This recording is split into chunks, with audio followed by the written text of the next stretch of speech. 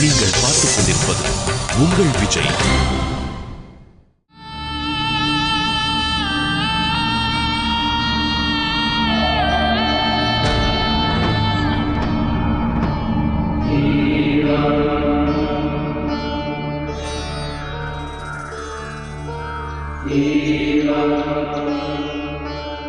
வணங்குகிறேன் பிரபு.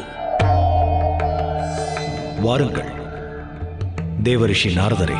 மகாதேவா, இங்கு வந்து தம்மை தரிசிக்கும் யாத்திரை கடினமானதாக இருக்கலாம். ஆனால் தரிசனம் பெற்றுவிட்டால் வேதனைகள் எல்லாம் மறைகிறது, தன்யர்களாகி விடுவார்கள். பிரபு, வரும் வழியில் தங்கள் கணங்களில் இருவரை கண்டேன். உலகத்தின் நலனை பற்றி விசாரித்தனர். அப்போது அவர்களிடத்தில் அனைத்துலகத்திலும் கனத்த மாற்றம் ஏற்படவிருக்கிறது என்றேன். எப்படிப்பட்ட மாற்றம் என்று கேட்டார்கள். அவ்விஷயத்தை பற்றி அவர்கள் என்ன அறிவார்கள்? அதாவது தக்ஷன் எனும் பிரஜாபதி ஒரு மாபெரும் யாகத்தை நடத்தவிருக்கிறார். அதில் வரவிருப்பவர்கள் அனைவரும் தம்மை பூஜிக்க கூடாது என்று கட்டளை விதித்திருக்கிறார். இவர் இவ்வாறு இருக்க இன்னொரு புறம் தக்ஷனின் புதல்வி சதி. அவளுடைய மனநிலைமையில் ஏதோ மாற்றம் ஏற்பட்டிருக்கிறது.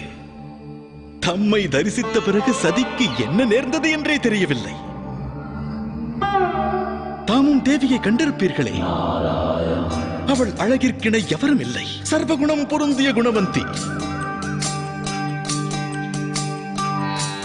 பிரபு, தம்முடைய பெயரை ஒருமுறை கூறியவுடன் தேவியின் விழிகளில் தமது திருவிளையாடல்களை கண்டேன். தேவையற்ற வார்த்தை பேசி ஏன் நேரத்தை வீணாக்குகிறீர்கள்? பிரபு, தக்ஷன் தமக்கு எதிராக இவ்வளவு பெரிய சதி ஆலோசனை செய்கிறார். தமக்கு அதை பற்றி கவலையே இல்லையா? தக்ஷன் என்னை வெறுப்பவன்.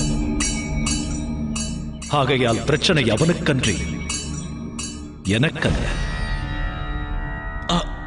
ஆனால் சதி, அவளை பற்றி அறிய தமக்கு ஆசை இல்லையா? சதி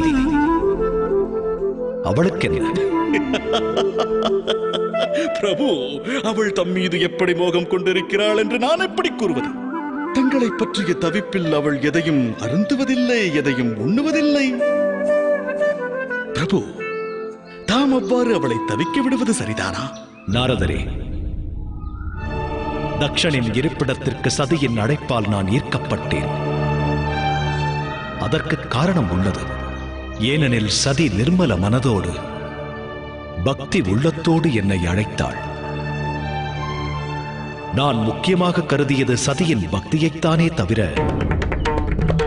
சதியை அல்ல. அப்படி என்றால் தாம் இவ்வைராகியத்தோடு தான் இருப்பீர்களா? பிதா பிரம்மதேவர், மாதா சரஸ்வதி, பகவான் விஷ்ணு, தாய் லக்ஷ்மி, இவர்கள் இணைந்து வாழ்வதைக் கண்டும் தங்கள் மனதில் கிரகஸ்தனாக வாழும் எண்ணம் எழவில்லையா? மாதா லக்ஷ்மி தேவிக்கு எப்படி ஒரு வைகுண்டமோ, தாய் சரஸ்வதிக்கு எப்படி ஒரு பிரம்மலோகமோ, அவ்வாறே தங்களின் கைலாகியும் எப்பொழுது புனிதமடையும் பிரபு? தங்கள் மனதில் அவ்வெண்ணம் எழவில்லையா?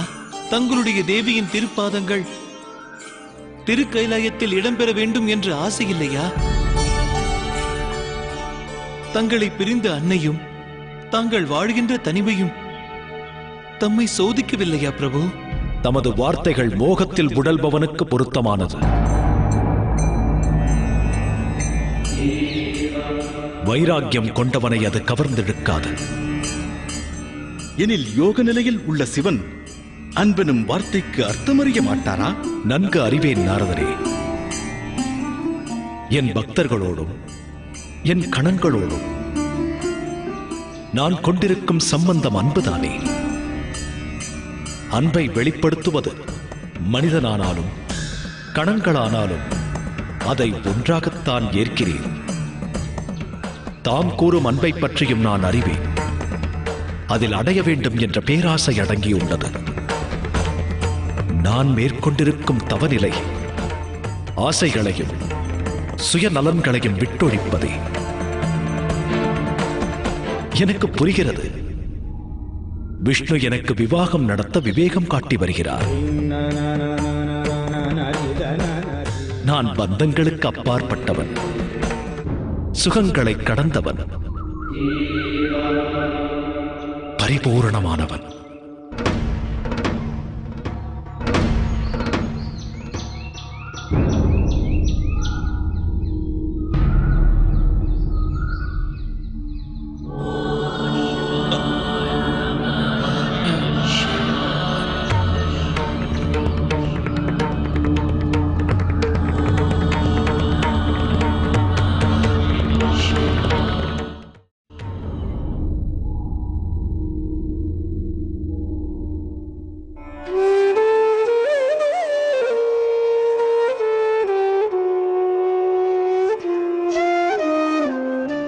சதி, எதற்காக இந்த பிடிவாதம்?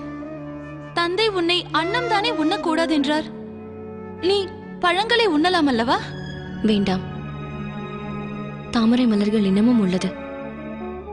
அவற்றிலும் விஷ்ணுவின் நாமத்தை எழுதிய பின் நான் உண்கிறேன். சிறிது நீரையாவது அருந்து. உனக்கு பசிதாகமே இருக்காதா?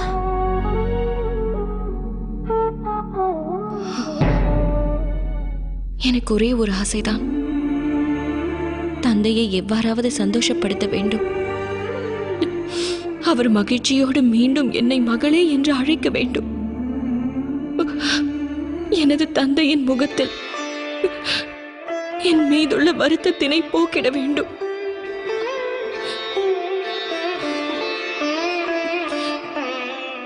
தந்தை எவ்வாறு இருக்கிறார்? அவருக்கு என்ன நேர்ந்ததென்று தெரியவில்லை. அவர் ஒரு பிடி உணவு கூட உண்ணுவதில்லை. ஏன் என்று கேட்டார். நேரமில்லை என்கிறார்.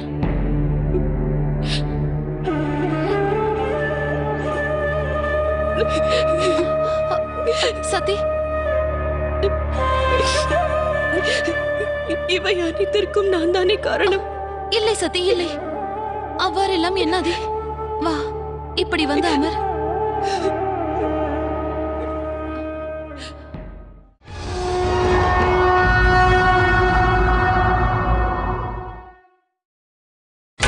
நீங்கள் பார்த்துக் கொண்டிருப்பது உங்கள் விஜய். சதி, ஐயோ, என்ன இது?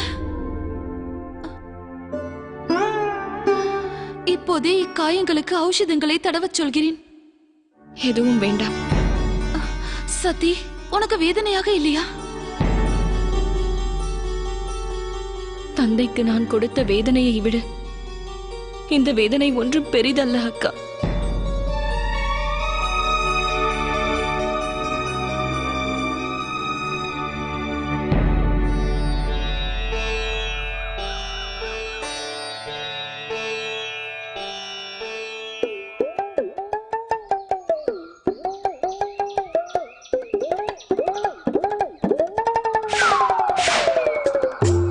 என்ன, யாம் அனைவரும் இங்கிருக்கிறோம். பிறகு ஈஸ்வரன் என் தனிமையில் வாழ வேண்டும்?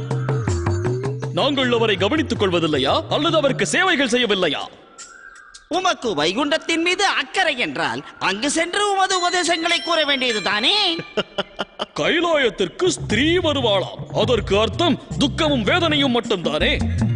வரும் ஸ்திரீ ஈஸ்வரனை தனது வலைக்குள் போட்டு எம் இருவரையும் இங்கிருந்து விரட்டி அடித்து விட்டால் ஐயோ, வேண்டாம் வேண்டாம். நிம்மதியாக வாழும் இடத்தை பறிக்க பார்க்கிறார்களா? நாங்கள் என்ன துரோகம் செய்தோம் உங்களுக்கு? அமைதி நிறைந்த மயானமாக காட்சி தரும் இடம் பூஞ்சோலையாக மாறுவதா? நாங்கள் கூறுவதை கேள் நந்தி. இந்த சூழ்நிலையில் ஈஸ்வரனோடு ஒரு ஸ்திரீ வசிப்பது நடக்காத காரியம். நந்தி, இவ்விடத்திற்கு எந்த ஒரு ஸ்திரீயும் வரக்கூடாது. வரக்கூடாது என்ன, வரவே கூடாது. தேவரிஷி, தாம் தான் வழிகாட்ட வேண்டும். இதுவரை இந்த வேதனை நீடிக்கப் போகிறது. கவலை வேண்டாம் நந்தி. நடக்க வேண்டிய பணிகள் தொடங்கிவிட்டன. இனி அப்பணியை நீயோ இல்லை நானோ இல்லை வேறு எந்த சக்தியோ தடுக்க இயலாது. நடக்க வேண்டியதை தேவி சதி பார்த்துக் கொள்வார்கள். நாராயண நாராயண.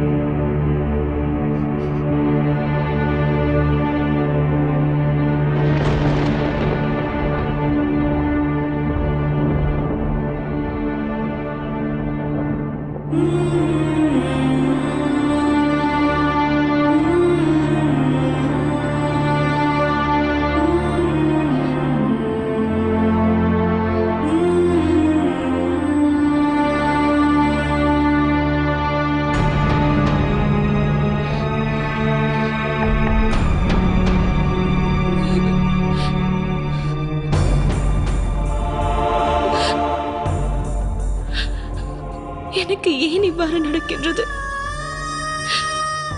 மீண்டும் அதே கனவு. சிவனை பற்றிய எண்ணங்கள். இல்லை, தந்தைக்கு நான் வாக்கு கொடுத்திருக்கிறேன். இனி சிவனை பற்றிய எண்ணங்கள் என் மனதில் உதிக்காது.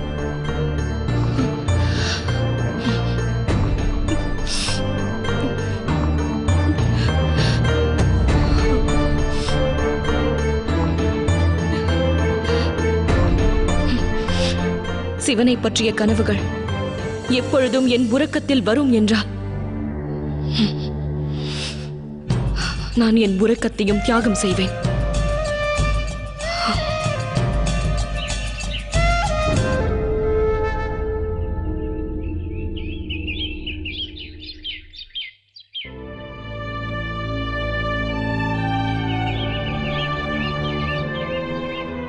சூரியன் உதிக்கும் நேரமாகிவிட்டது. இருந்தும் ஏன் இவ்வளவு கருமேகங்கள்? ஒருவேளை மழை வரப்போகிறதோ? மழை பெய்தால் தாய் என்னை இங்கிருந்து அனுப்ப மாட்டார்களே. இன்னும் ஓரளவு பூக்களை சேகரித்தாலே போதும். என்ன செய்வது?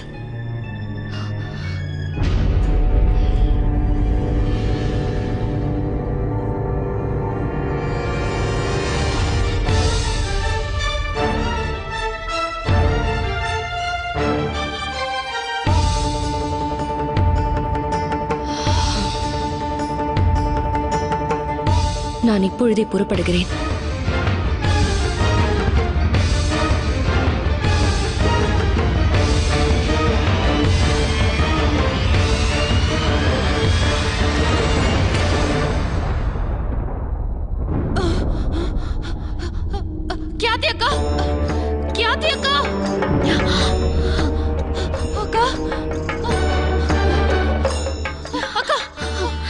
சத்யா அவள் அறையில் இல்லை.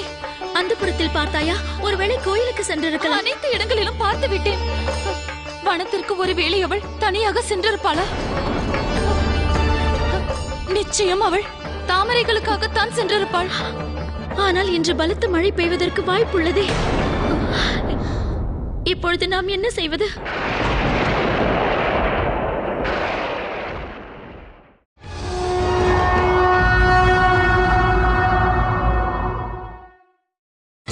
நீங்கள் பார்த்துக் கொண்டிருப்பது உங்கள் விஜய்.